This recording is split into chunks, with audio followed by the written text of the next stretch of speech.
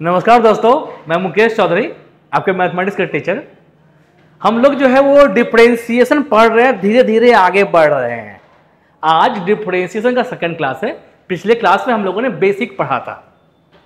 आज उसी बेसिक को थोड़ा सा और आगे बढ़ाते हैं, थोड़ा सा और कॉन्सेप्ट को समझते हैं। तो डिफरेंशिएशन स्टार्ट करते हैं। पिछले वीडियो में हमने बस एक ही फॉर्मूला बताया था। वो फॉर्मूला था dxn by dx is equal to nxn-1 होता है, और हमने dy by dx का जो पैटर्न होता है, फॉर्मूला होता है, वो बताया था फंक्शन से कनेक्टेड। आज हम लोग प्योर डिफरेंशिएशन पढ़ेंगे। इसमें स्टार्ट करते हैं चेन रूल से। आइए समझते हैं। सपोज दैट अगर लिखा हुआ रहे dx² बाय dx, तो आप बोलोगे सर यहां पर 2x होगा, वो फॉर्मूले से होगा, ठीक है। dx³ बाय dx अगर लिखा हुआ रहे तो क्या होगा इसका फॉर्मूला? ये हो जाएगा 3x²। अब आपको बताएंगे कि डिफरेंशिएशन कहां पर होगा डायरेक्ट और कहां पर नहीं होगा, कहां पर चेन रूल को अप्लाई करेंगे। तो आप ध्यान दीजिएगा, इसे हम बेस बोल रहे हैं, एक्स के रिस्पेक्ट में कर रहे हैं, हम इसको बेस वर्ड यूज करेंगे। ये बेस और ये बेस अगर हमारा सेम होगा तभी डिफरेंशिएट होगा डायरेक्ट, अदरवाइज तो। यहां पर भी देखो, ये बेस हमारा सेम है तभी डिफरेंशिएट हुआ। सपोज दैट अगर हमारे पास क्वेश्चन रहता d2x + 3³ बाय dx, तो अच्छे समझते हैं, क्या हमारा ये वाला बेस और ये बेस सेम है? नहीं, सेम नहीं है। तो हम लोग डायरेक्ट ये डिफरेंशिएशन अप्लाई नहीं कर सकते हैं। अगर अप्लाई कर दिए तो भैया गलती हो गया, तो डायरेक्ट अप्लाई नहीं करेंगे। क्या करेंगे? Applying chain rule. Chain rule क्या करता है, क्या सिखाता है? बेस को इक्वल करने के लिए चेन रूल हमें सिखाता है। आइए समझिए, बेस इक्वल करते हैं। तो क्वेश्चन तो हमारे पास ये है 2x + 3³ यही क्वेश्चन है। बेस मतलब पावर को छोड़ के ये वाला पार्ट, ये पार्ट यहां पर आप अपने मन से लिख लो। ध्यान रहे क्वेश्चन ये है, ये बात हमेशा ध्यान रखिएगा। ये अपने मन से लिखे हैं, डिवाइड किए हैं, तो मल्टीप्लाई करके इसे खत्म कर देते हैं बाय dx। x का कोएफिशिएंट अगर सेम हो रहा है, x का पावर अगर सेम हो रहा है, तो वहां पर स्टॉप। तो ध्यान दीजिएगा, जैसे जैसे हम बोल रहे हैं बस वैसे वैसे पैटर्न को समझिएगा, कॉन्सेप्ट क्लियर हो जाएगा। समझिएगा, dx³ बाय dx, तो समझिए x हमने किसको कहा? इसको। तो dx³ बाय dx क्या है हमारे पास? 3x² मीन्स 3x हमने इसको कहा है, x हमने कहा है 2x + 3 को, 3x²। इसका बात तो यहां पर बन गया। थोड़ा सा ट्रिकी है, ध्यान दीजिए, मजा आएगा समझने में। अब यहां पर आइए, डिफरेंशिएशन का एक छोटा सा फॉर्मूला होता है d अगर u + v रहे बाय dx, तो हम लोग लिखेंगे du by dx plus dv by dx। अगर यहां माइनस रहे du - v by dx, तो हम लोग लिखेंगे du by dx minus dv by dx। तो इसे हम लोग u समझ लेते हैं, इसे हम लोग v समझ लेते हैं। तो यहां पर क्या आ गया हमारे पास?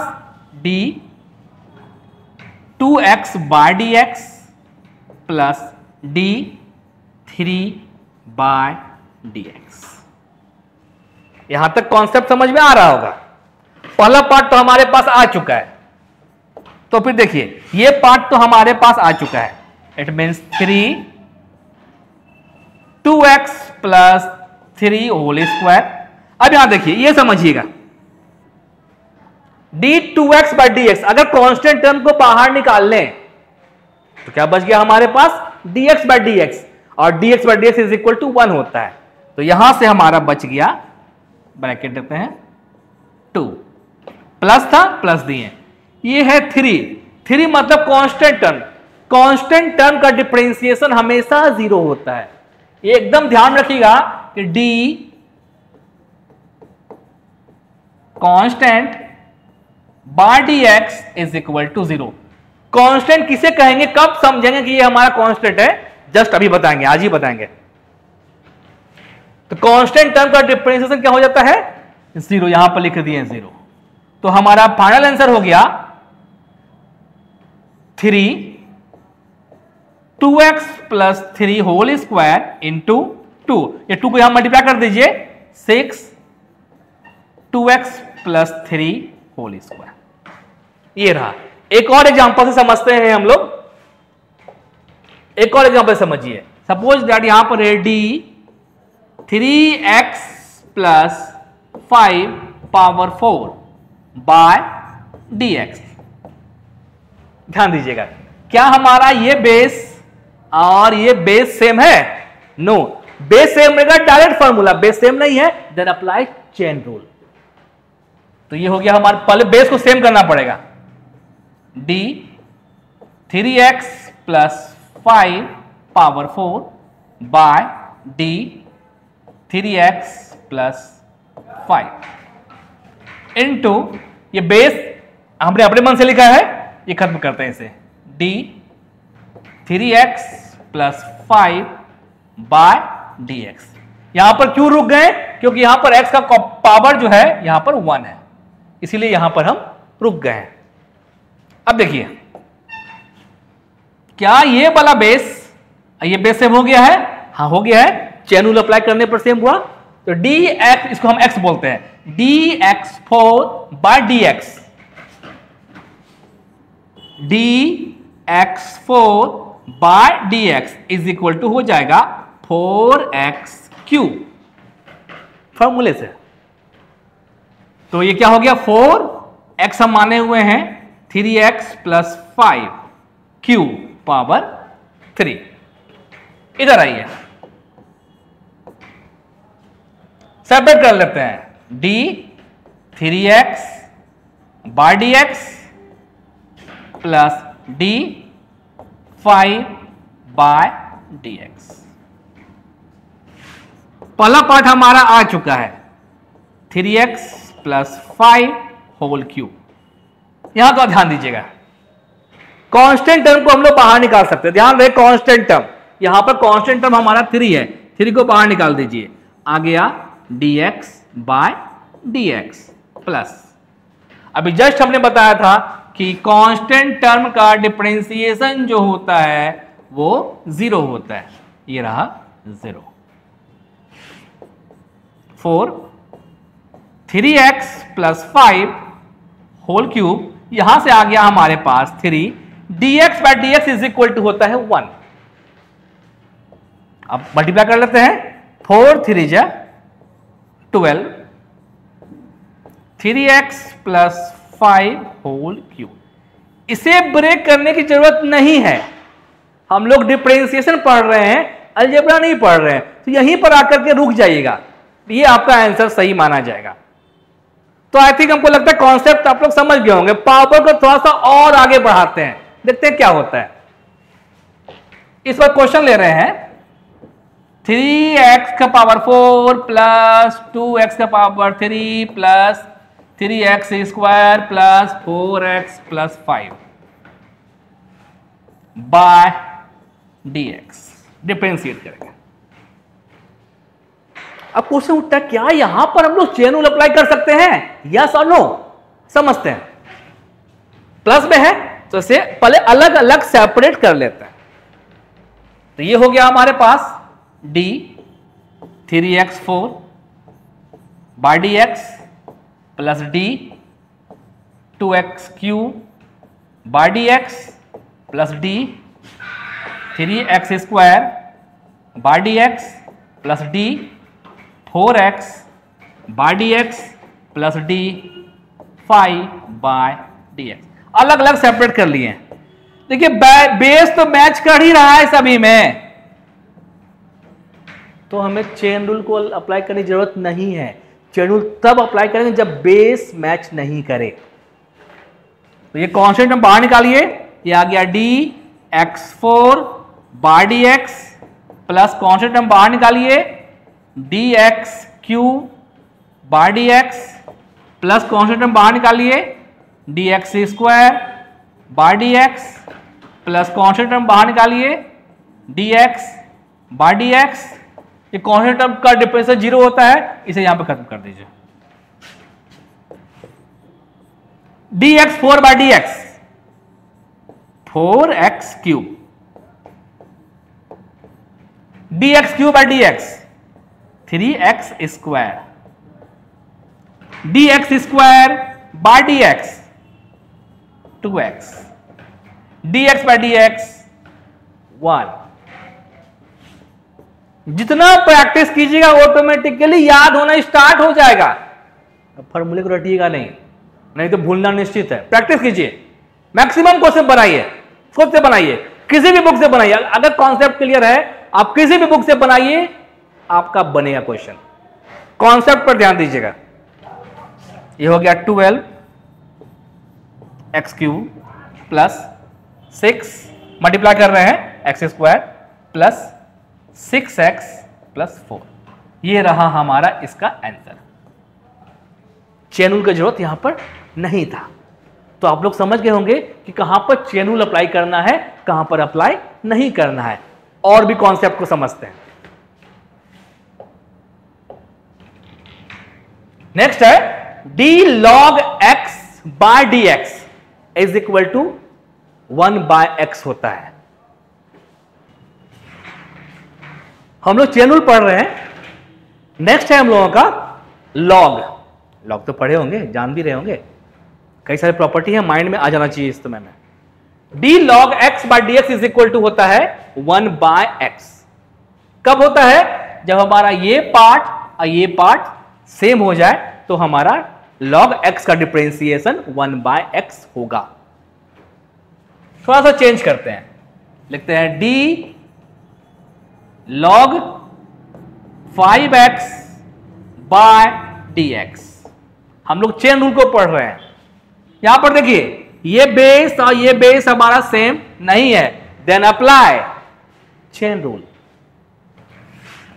d log 5x by d, यहां पर जो बेस है वही लिखे हैं d log 5x। इसे खत्म कीजिए 5x बाय dx। थोड़ा ध्यान दीजिएगा, ये बेस और ये बेस हमारा मैच कर गया ना, तो हम ये वाला अप्लाई कर सकते हैं। d log x by dx is equal to 1 by x, ठीक है, इनटू यहां समझिएगा d 5x बाय dx। 5 को अगर बाहर निकाले कांस्टेंट में बाहर निकाल सकते हैं। हमेशा ध्यान रखिएगा कांस्टेंट को बाहर निकाल सकते हैं, अलजेब्रिक को नहीं। d 5x बाय dx से 5 को निकाल दिए बाहर, बच गया हमारे पास dx by dx। dx by dx is equal to 1 होता है, तो फिर आ गया हमारे पास 1 बाय 5x इंटू 5। ये 5 भी कैंसिल हो गया, आ गया हमारे पास 1 by x। It means d log 5x by dx is equal to क्या आ गया 1 बाय x, जो कि हमारा यहां पर भी आया हुआ है। कुछ खेल समझ में आया? देखिए d log 6x भी रखेंगे और डिफरेंशिएट करेंगे तो इसका भी आंसर 1 बाय x ही आएगा। d log 7x भी रखेंगे, कोई भी कांस्टेंट टर्म रखेंगे इसका भी आंसर 1 बाय x ही होगा। d log nx by dx रखेंगे, इसका भी आंसर 1 बाय x ही होगा, क्योंकि यहां पर log x के साथ जो भी कनेक्ट हो रहा है वो हमारा कांस्टेंट टर्म है। तो अगर ऐसा क्वेश्चन दिखाई दे तो इसका आंसर जो होगा हमेशा 1 बाय x ही होगा। आप लोग स्क्रीनशॉट ले लिया कीजिए या पे लिख लिया कीजिए साथ में, अच्छा रहेगा।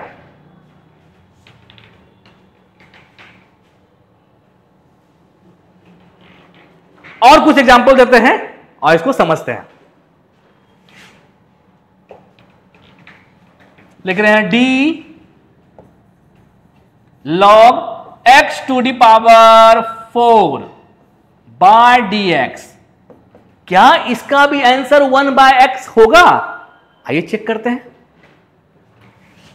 क्या डायरेक्ट अप्लाई कर सकते हैं? क्या बेस सेम है? नहीं, बेस सेम नहीं है। Then apply chain rule. It means d log x4 by d x4 into d x4 by d x. अब तो ध्यान दीजिएगा, डी लॉग x, देखिए हम x को किसको बोल रहे हैं, एकदम ध्यान में रखिएगा ये बात। D log x by d x, अभी जस्ट बताया हमने कि d log x by d x is equal to होता है 1 by x. 1 by x, x मतलब जिसको हम बोल रहे हैं x, वही x लिखाएगा जिसको हम बोल रहे हैं। ये x नहीं, ये तो फॉर्मूला हो गया, लेकिन जिसको हम x अभी बोल रहे हैं वही यहां पर लिखाएगा। x हमने किसको कहा था? इसको कहा था। आप चाहे कोई और भी नाम रख सकते हैं, y रख सकते हैं, a b c d जो बनकर वो रख सकते हैं, लेकिन जो भी रखिएगा वो यहां पर रखाएगा। ये कितना हो गया? x to the power 4 into dx4 by dx। अभी जस्ट हमने फॉर्मूला बताया है, dxn by dx is equal to nxn minus 1 होता है। तो यहां पर क्या हो गया हमारे पास? 4x3। आप चाहो तो पावर कट कर सकते हो, ये पावर कट होगा हमारे पास, तो आ गया 4 बाय, इससे एक कटेगा, x बचेगा 4 by x. It means d log x4 by dx is equal to 4 by x. कुछ कुछ कॉन्सेप्ट अब लगता है कि समझ में आ गया होगा। एक और एग्जांपल देते हैं, लिख रहे हैं d log x to the power 5 by dx। देखते हैं इसका क्या आंसर आता है। अब क्या कोई ट्रिक बन सकता है? ट्रिक बनाइएगा, एमसीक्यू क्वेश्चन आता है इस तरह का, ट्रिक काम आ जाएगा। लगाते हैं chain rule, d log x5 by dx5 into dx5 by dx। तो क्या हो जाएगा यहां पर? 1 बाय x5 इंटू 5x4, इसे कट जाएगा, आ गया हमारे पास 5 बाय x। तो अब पैटर्न को समझिए, d log x5 bye dx। ये दोनों पैटर्न को जरा समझिएगा आप लोग। पावर 4 था, यहां पर 4 लिखाया, पावर 5 था, यहां पर 5 लिखाया, बाय x तो है ही। मतलब कि अगर रहे क्वेश्चन हमारे पास d log x to the power 10 by dx, तो हमारा आंसर क्या होगा? एक स्टेप में बनने लगा, तो एमसीक्यू पे क्वेश्चन में स्टेप का आता है, समय का भी बचत होगा। तो चेन रूल में लॉग का भी हम लोग समझ गए, और भी जब क्वेश्चन बनाएंगे तो लॉग से कनेक्टेड कई क्वेश्चन बताया जाएगा। फिलहाल बेसिक समझिए, इजी क्वेश्चन पहले समझ लीजिए, आगे बढ़ते हैं। नेक्स्ट आ रहा है हम लोगों का EX, एक्सपोनेंशियल फॉर्म है ये। dEx by dx is equal to होता है EX। जब ग्राफ का क्लास लेंगे, आगे ग्राफ का क्लास भी बताना पड़ेगा, तो उसमें इस सभी का ग्राफ भी बताएंगे आप लोगों को। अभी फिलहाल ये समझिए कि dEx by dx is equal to EX होता है। कब होता है? जब ये बेस और ये बेस हमारा सेम हो जाएगा, तभी ये अप्लाई होगा। आइए चेंज करते हैं, dE5x बाय dx। क्या यहां पर ये बेस और ये बेस सेम है? No, then apply chain rule. Chain rule का मतलब क्या है? बेस को सेम करना है। dE5x bye d5x into d5x bye dx। अब देखिए, dEx बाय dx क्या आया हुआ है? EX, EX। 5x को x बोल रहे हैं। और यहां पर देखिए d 5x by dx, 5 constant term है, बाहर निकाल देंगे तो dx by dx 1 हो जाएगा, तो यहां पर आ गया हमारे पास 5। It means de 5x by dx is equal to आ गया 5e 5x। एक और एग्जांपल देखिए, अभी हमारे पास आया de 5x by dx is equal to 5e 5x। एक और एग्जांपल समझिए, लिख रहे हैं de 2x by dx। Trick पर जरूर ध्यान दीजिएगा, काफी इंपॉर्टेंट है, तब इतना नहीं समझना पड़ेगा, डायरेक्ट ट्रिक अप्लाई करेंगे, टाइम भी बचेगा। देखिए क्या ये बेस और ये बेस सेम है? नहीं सेम है, सेम करते हैं। de 2x by d 2x into d 2x by dx। अब देखिए ये वाला बेस और ये वाला बेस हमारा सेम हो चुका है। dex by dx is equal to क्या बताए अभी हम? ex बताएं, means e to the power 2x e 2x into 2। It means de 2x by dx is equal to आ गया 2e 2x। अब एक काम करते हैं, दोनों क्वेश्चन को कंपेयर करते हैं, क्या कोई ट्रिक मिल रहा है? ट्रिक पर ध्यान दीजिएगा, देखिएगा अच्छे से। पहले जो क्वेश्चन था वो लिखा रहा है, जो क्वेश्चन था वो लिखा रहा है। अब जो कांस्टेंट टर्म है वो आगे लिखा रहा है, जो कांस्टेंट टर्म है वो आगे लिखा रहा है, या फिर ऐसे बोलते हैं जो यहां पर जिसका जो टर्म है उसका डिफरेंशिएशन यहां पर लिखा रहा है, यहां पर जो टर्म है इसका डिफरेंशिएशन यहां पर लिखा रहा है। तो एक और एग्जांपल समझिए, अगर 3x by dx रहे, हमारा कोशिश रह रहा है कि इजी एग्जांपल दे करके सबसे पहले आप लोगों को कॉन्सेप्ट बता दिया जाए। जैसे ही कॉन्सेप्ट समझ में आ गया, कोई भी क्वेश्चन देंगे बनेगा, किसी भी बुक से बनेगा क्वेश्चन। इसलिए एग्जांपल इजी देके पहले कॉन्सेप्ट बैठाना चाह रहे हैं आप लोग के दिमाग में। पहले क्वेश्चन लिखाएगा, क्वेश्चन लिखा गया, अब यहां पर जो भी है उसका डिफरेंशिएशन 3x का डिफरेंशिएशन कितना होता है? 3 होता है, तो de 3x by dx क्या हो गया? 3e 3x।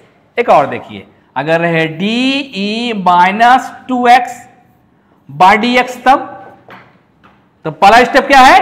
क्वेश्चन। क्वेश्चन लिखिए de माइनस 2x, ये क्वेश्चन लिखा गया। अब ये जो पार्ट है इसका डिफरेंशिएशन माइनस 2x का डिफरेंशिएशन क्या हो जाएगा? हो जाएगा -2। तो हम लोग ex एक्सपोनेंशियल वाले पार्ट को भी चेन रूल के थ्रू समझ गए। थोड़ा बहुत क्वेश्चन खुद से भी प्रैक्टिस कर लीजिएगा, आगे भी बहुत सारे क्वेश्चन मिलेंगे हम लोगों को। आगे बढ़ते हैं, नेक्स्ट आता है रूट का। d root x by d x is equal to 1/2 root x होता है। कब होता है? जब हमारा ये पार्ट और ये पार्ट सेम होगा तभी। क्वेश्चन देखिए, d root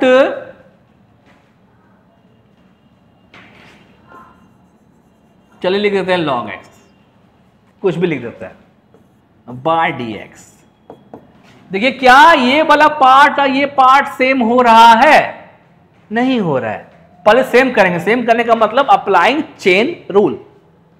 it means d root log x by d, root के अंदर जो भी है उसे नीचे लिखना है, into d log x by dx। तो ये हो गया हमारे पास d root x by dx क्या होता है? 1/2 रूट x, ठीक है। और d log x by dx अभी जस्ट हम लोगों ने पढ़ा है 1/x, तो हमारा आंसर हो गया 1/2x root log x। Question क्या है? d root log x by dx। एक और एग्जांपल समझिएगा। क्वेश्चन रहेगा, सपोज दैट क्वेश्चन रहेगा d root e 4x by dx। तो ध्यान दीजिएगा, रूट के अंदर जो भी है क्या वो यहां पर है? नहीं है। Then apply chain rule. तो हो गया हमारे पास d root e 4x by d e 4x into d e 4x by. अभी जस्ट ये सब बताए हैं कि जो ये पावर है वो नीचे लिखाएगा d 4x into d 4x by dx। तो आप लोगों को ये जरूर समझना चाहिए कि चेन रूल कहां तक लेके जाए, कहां पर रुकना है। कुछ एग्जांपल देख लीजिएगा, आपको कॉन्सेप्ट समझ में आ जाएगा कहां तक जाना है, कहां पर रुकना है। d root x by dx तो हो गया 1 बाय 2 रूट x, मतलब क्वेश्चन। यहां पर आइए, dx बाय dx होता है ex। यहां पर आइए, अगर 4 को बाहर निकाल लें तो dx by dx is equal to हो जाता है 1। अगर कट होता है कट कीजिए, कट नहीं होता है कट नहीं कीजिएगा, तो आपका आंसर हो गया e 4x by root under e 4x। ये और भी कैलकुलेट हो सकता है, आप यहां पर भी रुकिएगा तो आपका मार्क्स मिलेगा, आपको मार्क्स कटेगा नहीं। और भी 1-2 स्टेप आगे हो सकता है। फिलहाल अभी आपको सिर्फ कॉन्सेप्ट पर मेरा ध्यान है कि कैसे कॉन्सेप्ट समझा दिया जाए।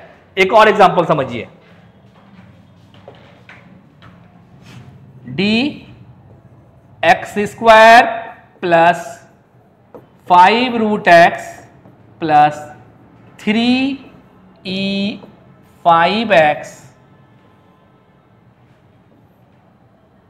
Bye dx। Suppose that. तो क्या यहां पर चेन रूल अप्लाई कर सकते हैं? नहीं, अलग अलग स्टेप पे बटा हुआ है। तो ये हो गया dx square by dx plus d 5 root x by dx plus d e 3e 5x by dx। ये तो पता ही है हम लोगों को, ये हो जाएगा 2x। यहां पे कांस्टेंट टर्म बाहर निकालिए 5 को, रूट x का पता है हम लोगों को,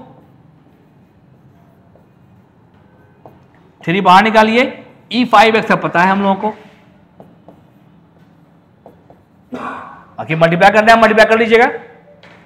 तो कितना आ गया हमारे पास? 2x plus 5 by 2 root x plus 15 e 5x। तो यहां तक आप लोगों को बेसिक था वो समझ में आ गया होगा। एक और समझते हैं। अभी तो बता ही दिया आप लोगों को कि कांस्टेंट टर्म का डिफरेंशिएशन 0 होता है। कांस्टेंट क्या? जिसके रिस्पेक्ट में डिफरेंशिएट नहीं हो रहा है, बेस कुछ और है, डिनोमिनेटर कुछ और है, नोमिनेटर कुछ और है, तो वो कांस्टेंट। सपोज दैट, यहां देखिए da स्क्वायर बाय da अगर रहे तो देखिए यहां पर ये मैच कर गया ना, तो ये a हमारा कांस्टेंट नहीं है, इसका आंसर हो गया 2a। लेकिन अगर रहे da स्क्वायर बाय dx, ये हमारा कांस्टेंट a है कि नहीं है ये हमको नहीं पता है, तो यहां पर चेन रूल को अप्लाई करना पड़ेगा। तो ये हो जाएगा da square by da into da by dx। अब देखिए da स्क्वायर बाय da तो हो गया हमारे पास 2a, और da बाय dx, अगर a हमारा कांस्टेंट है तो कांस्टेंट का डिफरेंशिएशन 0 होता है, तो इसका आंसर 0 हो जाएगा। अगर नहीं है तो यहीं पर रुक जाएंगे। आगे इससे कनेक्टेड क्वेश्चन मिलेगा हम लोगों को, इसलिए यहां समझ लीजिए अच्छे से कि किसको कांस्टेंट समझना है, किसको कांस्टेंट नहीं समझना है। अगर कांस्टेंट वर्ड यूज नहीं कर रहा है तो यहीं पर आके रुकेंगे। इट मींस कि अगर d a square bar d a रहे, sorry d a square bar d x रहे, तो हमारा आंसर जो होगा 2a d a bar d x होगा। अभी यहां पर हमको नहीं पता है कि a हमारा क्या है, कांस्टेंट है, वेरिएबल है, हमको नहीं पता है। अगर क्वेश्चन में लिखेगा कि a हमारा कांस्टेंट है, तभी इसका वैल्यू 0 होगा, ये कंप्लीट टर्म हमारा 0 होगा, नहीं तो हम यहीं पर आके रुकेंगे। आगे इससे कनेक्टेड क्वेश्चन मिलेगा हम लोग को।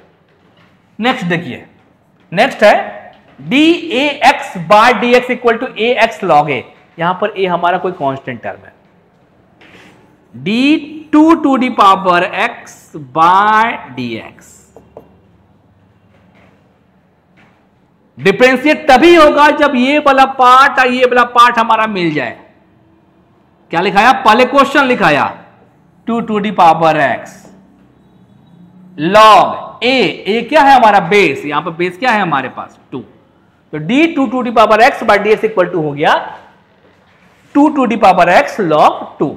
उसी तरह से अगर रहे d 3 to the power x by d x, तो हमारा क्या हो जाएगा 3 to the power x log 3। तो आप लोग अभी तक जो है थोड़ा थोड़ा करके डिफरेंशिएशन कॉन्सेप्ट समझ रहे होंगे, अच्छा भी लग रहा होगा। ऐसे धीरे धीरे हम लोग आगे बढ़ेंगे। अगले क्लास में हम लोग थोड़ा सा और डीप जाएंगे और कॉन्सेप्ट को समझेंगे। बहुत बहुत धन्यवाद।